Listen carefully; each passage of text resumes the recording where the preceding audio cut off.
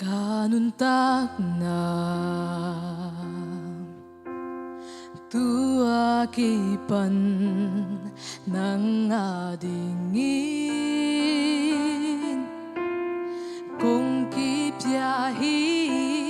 ng tomatya suan kom dingin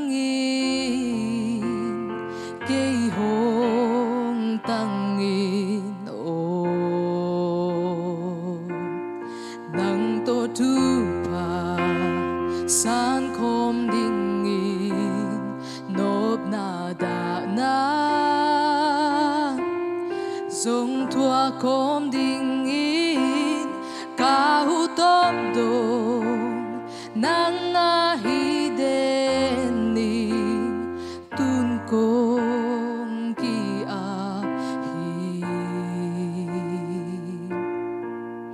kalung simpumpi ka katalengal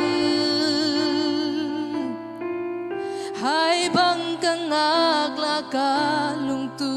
tuang hong tungta gibang kending sin tulen kay ni lung day cinta nasya kong zuan kanuntak na abay dongin hong idening tun hong kam tiaming kahibang bang nang adingin kong kiapi mo.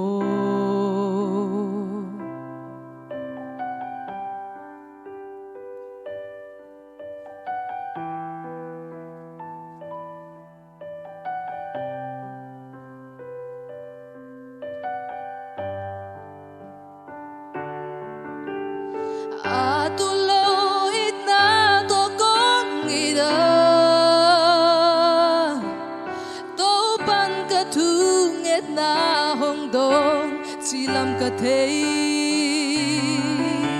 sap na teng sinanigay sintu zalma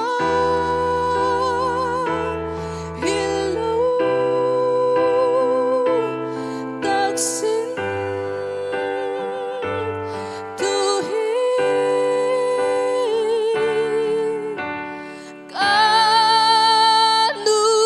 kanuntak na abay dongin hong iden